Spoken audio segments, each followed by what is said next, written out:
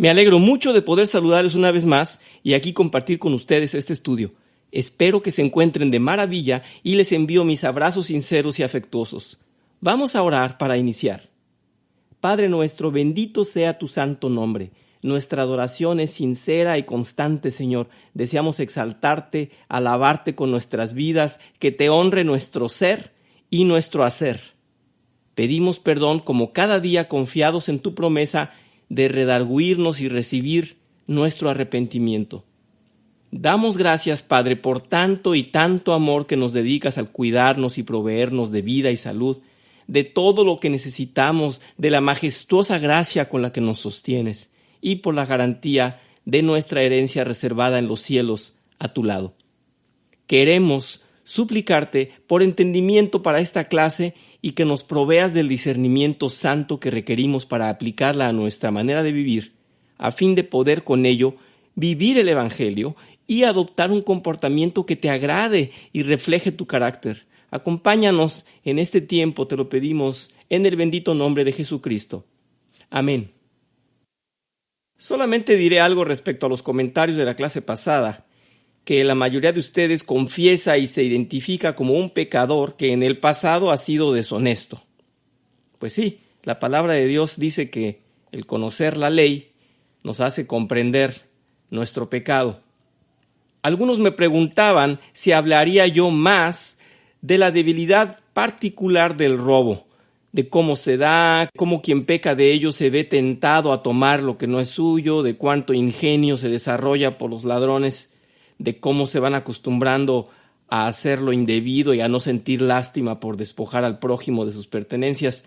Bueno, hermanos, probablemente prepararé un estudio al respecto que sin duda nos edificará, y claro que hay muchos aspectos que considerar en lo referente a la deshonestidad. Pero bueno, en este caso, como han visto, los anexos solamente están completando el tema de la tentación, que es nuestro objetivo. Así que si me permiten, por ahora daré continuación al programa y posteriormente podremos ver ese y otros temas que tenemos ya en lista sugeridos por ustedes. Algo que me conmovió de manera positiva ha sido que algunos de ustedes no conocían las palabras escritas en Malaquías, en donde Dios nos dice directamente a todos y cada uno: ustedes me están robando, en Malaquías 3, versículo 8. Sí, hermanos, son palabras que deben entrar en nuestra mente y repercutir, incomodándonos para recordarnos que al Señor le debemos dedicar esa mínima parte de nuestras ganancias, la cual Él ha planeado en su más perfecta manera de proveer. Lo voy a decir en otras palabras: Dios tiene considerado recibir ese diezmo de tu parte desde antes de que tú ganes tu salario. Pero no olviden que hay una promesa acompañada de una prueba, a la cual somos invitados, esto para demostrarnos cuán fiel es nuestro Padre y cuán importante es que diezmemos. En Malaquías 3, versículo 10, dice: pruébenme en esto, dice el Señor Todopoderoso, y vean si no abro las compuertas del cielo y derramo sobre ustedes bendición hasta que sobreabunde. Qué manera tan clara de Dios de decirnos que enfrentemos ese reto, que hagamos la prueba, que si nosotros diezmamos, cumplimos con ese mandamiento correctamente, veremos sus abundantes bendiciones. Vamos a continuar con el anexo número 3, si me acompañan, por favor. La correcta vestimenta. Podemos partir del principio más básico de la vestimenta. Primero que nada, uno se viste para cubrirse, porque lo correcto es que portemos ropa.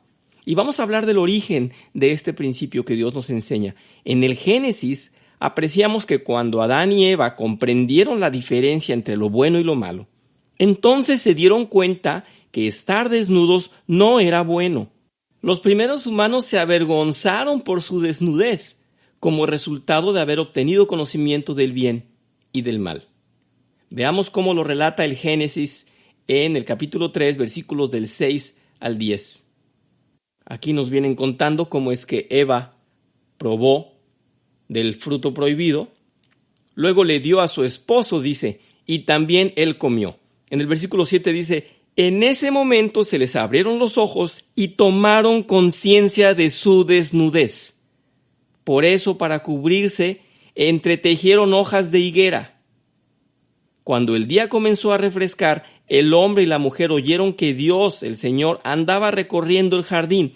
Entonces corrieron a esconderse entre los árboles para que Dios no los viera. Pero Dios, el Señor, llamó al hombre y le dijo: ¿Dónde estás?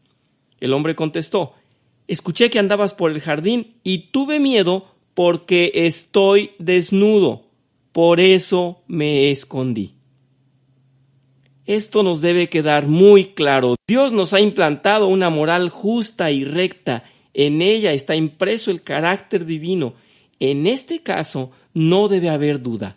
Dios nos quiere vestidos, es decir, ocultando nuestra desnudez. Hay quienes insinúan que es bueno, saludable y de algún modo provechoso andar desnudos. Esto obviamente es un pensamiento degenerado que contradice la voluntad de Dios. En Isaías capítulo 5 versículos del 20 al 21 dice: «Ay de los que a lo malo le dicen bueno y a lo bueno malo, que hacen de la luz tinieblas y de las tinieblas luz, que ponen lo amargo por dulce y lo dulce por amargo. Ay de los sabios en sus propios ojos y de los que son prudentes delante de sí mismos». Esto es bueno recordarlo cada vez que escuchemos el argumento de alguien que contradiga la palabra de Dios. En un estudio del Antiguo Testamento se hacía mucho el énfasis en describir cómo eran las mujeres de los pueblos extranjeros, es decir, de todos aquellos pueblos que eran vecinos del pueblo de Dios.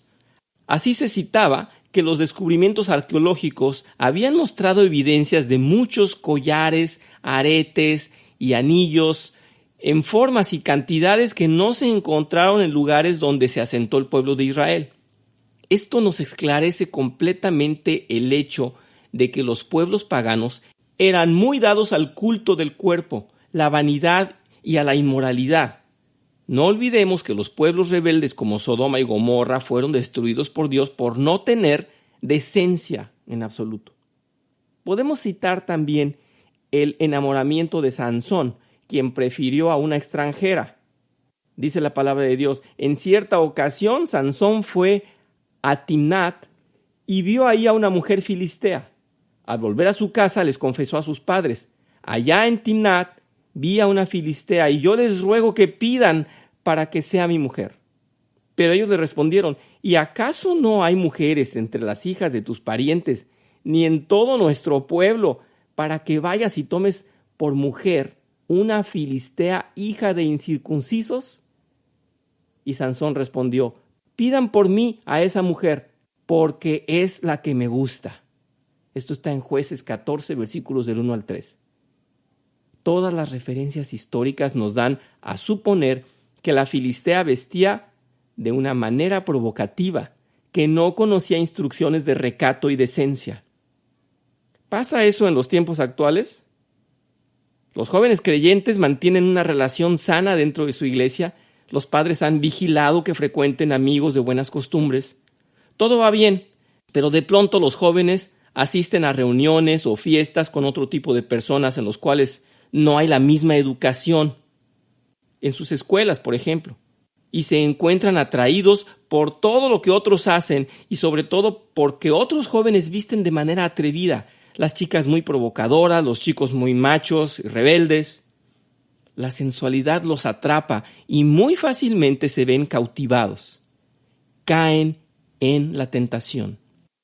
Los padres actuales pueden preguntarse, como los padres de Sansón: ¿qué no hay entre los creyentes jóvenes de buena educación que teman a Dios y que sean mejor opción que enamorarse de un inconverso? Vamos a ver cómo la indecencia es un ataque que tenemos presente en el mundo. Veamos esto que nos dice aquí el método: el nudismo o naturismo y otras filosofías de hombre.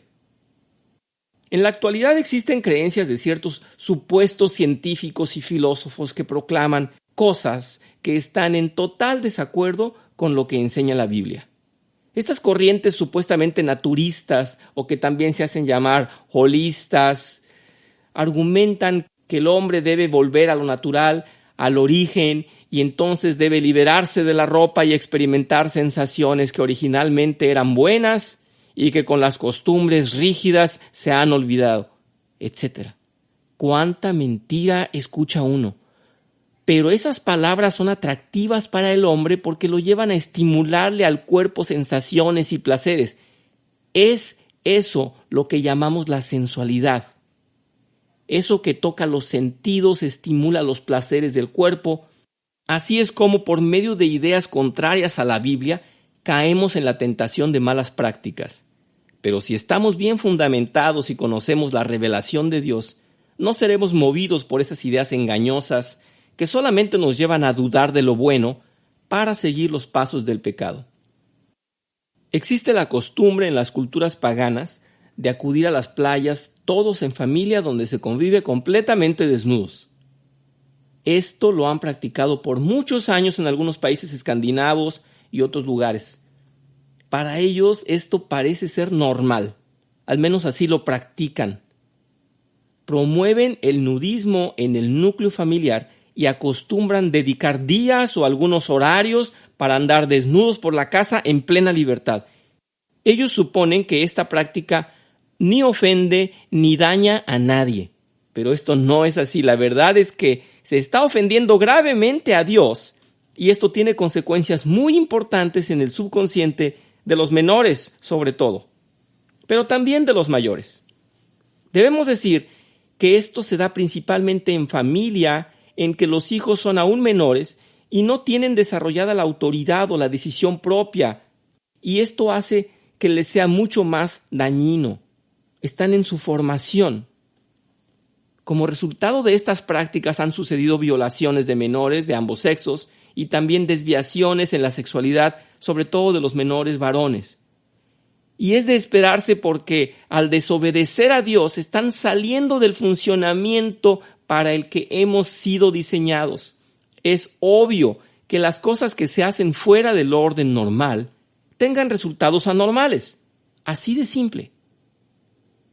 Esto no debe confundir a los hijos de Dios porque sabemos que la voluntad de Dios es que nosotros hagamos caso a sus estatutos y ser imitadores de su carácter, sin importar los pensamientos y las corrientes de los hombres. Los creyentes constantemente debemos de ir desechando las ideas que nos vienen del mundo y las propuestas de filosofías de hombre que contradicen a Dios. Estudios en antropología revelan que hay ciclos como modas que se dan cada determinado tiempo. Así se dio en los 70s y se volvió a ver en los 90s, que mueven a las masas a supuestas explosiones de liberalismo y expresan sus deseos de manifestarse fuera de un sistema social. Pretenden escapar de las frustraciones normales de la vida y protestan desnudándose. Así las mujeres hablan de la reivindicación femenina, mostrando sus pechos desnudos, y los hombres proclaman abiertamente su homosexualidad y sus depravaciones. Esto va ligado al movimiento gay, que fomenta conciertos, desfiles y todo lo que genere movimientos en masas. Por supuesto que estamos viendo la obra de Satanás en el mundo, arrastrando a miles de almas a la corriente de la perdición. No se confundan, hermanos, nadie que practique el nudismo en cualquiera de sus formas estará siendo del agrado de Dios. Hablemos un poco de lo que es el decoro y la decencia.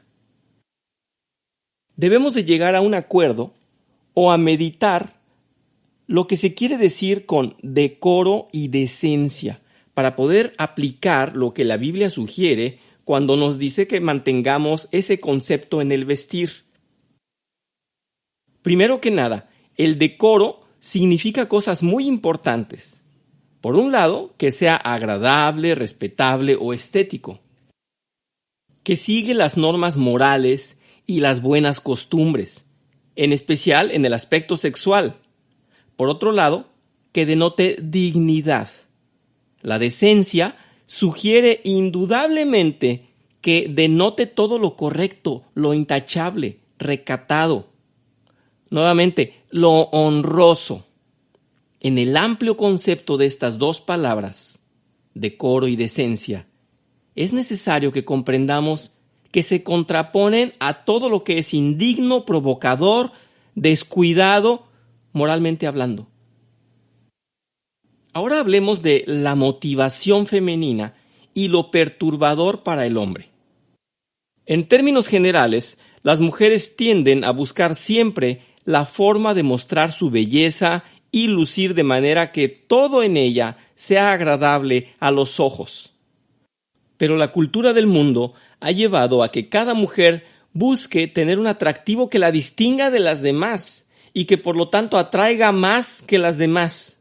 Pareciera que no les basta saberse ya de por sí particularmente diferente y original, sino que desean hacerse notar.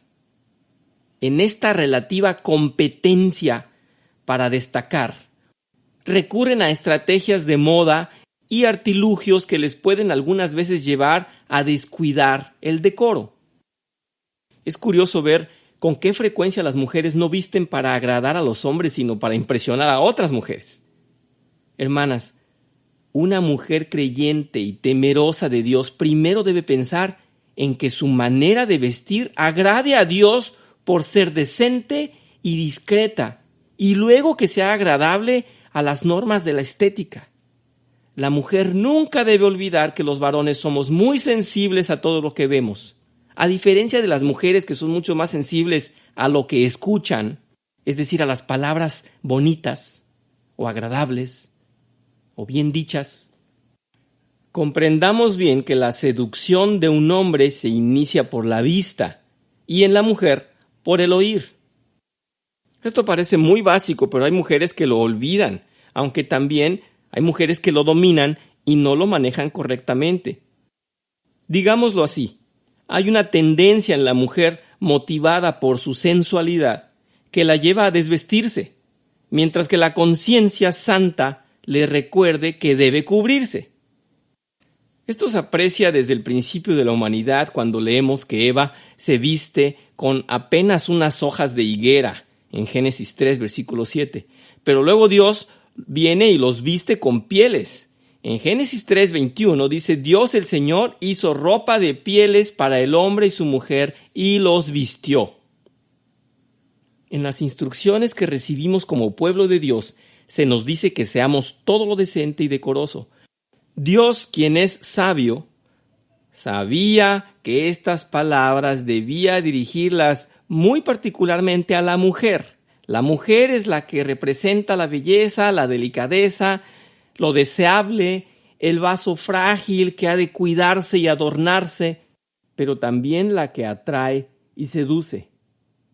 Aquí está el apóstol Pablo dirigiéndose a Timoteo en una de sus cartas pastorales, dando la instrucción del estándar de referencia para que fuera vigilante con las mujeres de la iglesia. En 1 de Timoteo, capítulo 2, versículos 9 al 10, le dice, en cuanto a las mujeres, quiero que ellas se vistan decorosamente, con modestia y recato, sin peinados ostentosos, ni oro, ni perlas, ni vestidos costosos, que se adornen más bien con buenas obras, como corresponde a mujeres que profesan servir a Dios. Como vemos, ambos versículos nos hablan en una diferente perspectiva, pero aplicada a la misma persona. Primero, se aclara que debe haber decoro. Luego, que si algo nos debe llamar la atención de una mujer, no es sus cualidades externas o del cuerpo, sino las del alma. Hemos dicho antes, decoro significa que sigue las normas morales y no incita sexualmente. Por supuesto que reuniendo lo que acabamos de decir, concluimos que la manera de vestir de una mujer queda establecida para que las mujeres tomen conciencia de ello. Esto implica que la mujer no lleve el escote muy pronunciado, ni la falda muy alta. A ver, hermanos, de ninguna manera es adecuado que la mujer use minifalda en la iglesia, o pantalones muy cortos, o muy ajustados. Ello está desobedeciendo a la demanda de compostura y decencia. Existen cientos de pretextos y argumentos que una mujer en desobediencia pudiera dar pero nada es válido. Ni porque hace mucho calor, ni porque no he tenido dinero para comprar otra ropa. Nada puede ser una razón que justifique su indecencia. Si es por el calor, pues existen faldas y pantalones de tela ligera, pero no una minifalda. Podemos leer en el versículo 9 que se dedica a prevenirnos ante la posibilidad de que alguna mujer no se vista correctamente y entonces ello provoque y llame la atención. Una mujer que ama a Dios y que desea rendirse a su voluntad, obedecerá fielmente estas instrucciones, sabiendo que de no ser así, está en riesgo de provocar tentaciones en los hombres y por lo tanto ser responsable del pecado. Ahí está la gravedad. En 1 de Pedro, capítulo 3, versículos 3 al 7, dice: que la belleza de ustedes no sea la externa, que consiste en adornos tales como peinados ostentosos, joyas de oro y vestidos lujosos. Que su belleza sea más bien la incorruptible, la que procede de lo íntimo del corazón y consiste en un espíritu suave y apacible. Ojo, mujeres, espíritu suave y apacible. Esta sí tiene mucho valor delante de Dios. Así se adornaban en tiempos antiguos las santas mujeres que esperaban en Dios, cada una sumisa a su esposo. Tal es el caso de Sara, que obedecía a Abraham y lo llamaba su Señor. Ustedes son hijas de ellas, si hacen el bien y viven sin ningún temor. De igual manera, ustedes, esposos, sean comprensivos en su vida conyugal, tratando cada uno a su esposa con respeto, ya que como mujer es más delicada y ambos son herederos del grato don de la vida. Así nada estorbará las oraciones de ustedes. Esto en 1 de Pedro 3, versículos 3 al 7. Podemos apreciar cómo Pedro estaba coincidiendo con lo que Pablo había aconsejado a Timoteo.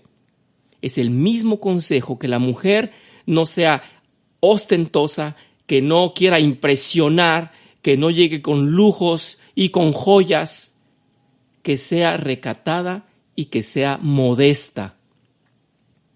Ya hemos aprendido que para pecar de fornicación no es necesario llegar al acto, sino que basta con desearlo. Por lo tanto, un hombre que cae en la tentación de mirar a una mujer de vestimenta provocadora caerá muy rápido en el pecado de desearla. Estará pecando él, naturalmente, pero ella también, por haber provocado tal tentación. Esta es una razón por la cual los musulmanes ordenan a las mujeres a usar velo y se cubren lo más posible.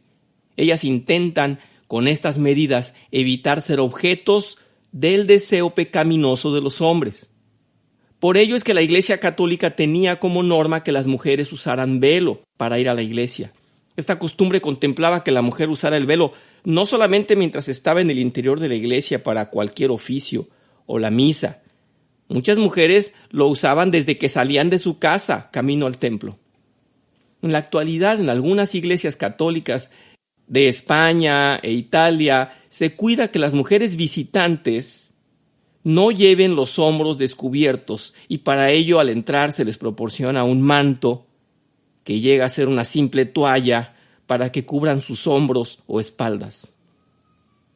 Esto refleja solamente el carácter que Dios ha impreso en la mujer y que demanda como una postura de decoro y decencia.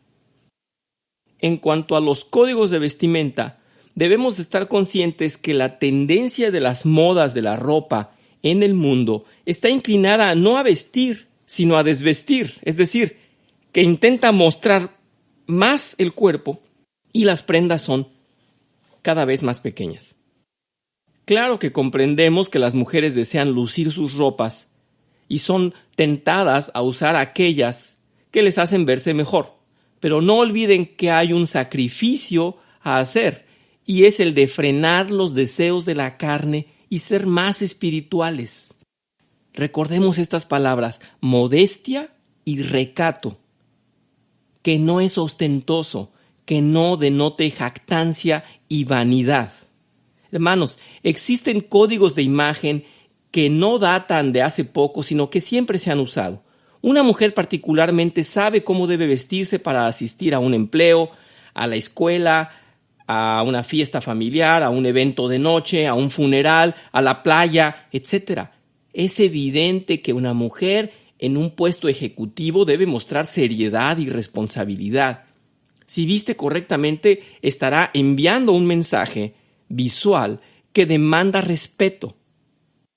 Asimismo, en una fiesta, ella con su vestimenta muestra qué tipo de persona es y de qué manera desea ser tratada. Esto no requiere de estudios avanzados en el tema. Es un conocimiento que se transmite de generación en generación y una mujer lo aprende de la madre en sus buenos consejos. Por todo lo anterior y en el concepto santo, podemos asegurar y coincidir que como el apóstol Pablo aconseja a la mujer, debe vestirse recatada, decente y no mostrarse provocativa. Para terminar de comprender la medida del recato y el propósito de esta demanda, la mujer debe tener muy claro que el hombre no debe ser motivado a pensamientos sensuales por lo que ve en la mujer. Ella sabe muy bien que si usa ropa ajustada o entallada, va a resaltar las formas de su cuerpo y ello va a llamar la atención. Cada elemento cuenta y es al cuidado y la sabiduría de cada mujer el vestirse como Dios manda. Un poeta expresó esta idea en una copla refiriéndose a las mujeres: que vale más la que menos muestra. Con esto comprendemos que los mismos hombres apreciamos la decencia y valoramos a la mujer que muestra poco. Mujeres, Dios no solamente nos habla de que reprimamos nuestros deseos y mantengamos un ambiente sin perturbación en la congregación. Es que esto tiene una dimensión más grande. Nos está llevando a que demos a las mujeres el valor que deben tener y mantengamos un alto respeto por ellas. Veamos cómo en el versículo 10 nos dice el apóstol Pablo que lo más atractivo en tal caso sea todo lo que está en el interior de ellas, sus cualidades en su sabiduría y su alma, en su sumisión y servicio a nuestro Señor. Esta incitación de la Biblia debe ser tomada en el entendido de que es muy importante que la mujer se cuide de no distraer al pueblo de Dios que se congrega con el propósito santo y excelso de alabar y honrar a Dios. ¿Puede una mujer incorrectamente vestida honrar al Señor en espíritu y verdad? Por supuesto que no. La imagen y la vestimenta conforman un ambiente de pureza y orden, de sobriedad y celebridad que se pretende mantener en los cultos. Existe la costumbre en las iglesias evangélicas tradicionales que las mujeres porten faldas largas y que no descubran los hombros. Por supuesto, que no haya una pronunciación del escote. Nuestra iglesia es muy laxa en ese sentido y no imponemos un régimen así, pero confiamos en que en estos estudios se haga conciencia de lo que es bueno y apropiado hacer o no hacer. El aspecto religioso o modesto. Hemos de saber que existen dos posibilidades de que nosotros sigamos el consejo de la correcta vestimenta. Una, porque somos realmente humildes y modestos, y la otra es porque somos religiosos. En Colosenses 3, versículos 12 al 14 dice: por lo tanto, como escogidos de Dios, santos y amados, revístanse de afecto entrañable y de bondad, humildad, amabilidad y paciencia, de modo que se toleren unos a otros y se perdonen si alguno tiene queja con otro, así como el Señor les perdonó, perdonen también ustedes. Por encima de todo, vístanse de amor, que es el vínculo perfecto. La persona modesta simplemente obedece al Espíritu Santo y cumple la voluntad y consejo de Dios. Por ello es que se viste correctamente. La persona religiosa critica a todas las demás y se viste correctamente para pasar por buena y santa. Una mujer que sea auténticamente modesta y recatada va a vestirse correctamente y ello será agradable a Dios. Estará siendo parte del ambiente santo y saludable de su iglesia. En cambio, una mujer religiosa sí se viste correctamente, pero no por obediencia y para honrar a Dios, sino para jactarse y hacer parte del club de los perfectos, los que juzgan a toda la congregación. He ahí la gran diferencia. Vamos a leer las preguntas de este capítulo. La número 1 dice: ¿sabía usted que cuando una mujer se viste de manera provocativa, está siendo tentada por el deseo de lucir su cuerpo más que las cualidades del alma? Número 2. ¿Es usted consciente que una mujer que viste inadecuadamente no solo provoca la tentación en los hombres, sino que es culpable de ser el objeto de tentación? Número 3. ¿Considera que todas las iglesias evangélicas deberían de regirse por el código de que las mujeres porten faldas largas? Número 4. ¿Qué es el mensaje que usted, hermana, desea transmitir a la congregación con su manera de vestir? Número 5. ¿Su devoción y comunión con Dios la han aconsejado para vestirse con decoro y formalidad, o le han inspirado para hacer lo contrario e ir a la iglesia sensual y provocativa? Muchas gracias por su atención a este tema. Les invito a orar para despedirnos. Señor, tu voluntad es perfecta y tus consejos son santos. Queremos agradecerte y ser olor fragante siempre. Perdona nuestro pecado y sigue dándonos instrucción sabia y el consejo que necesitamos para ser una iglesia que en todo te represente.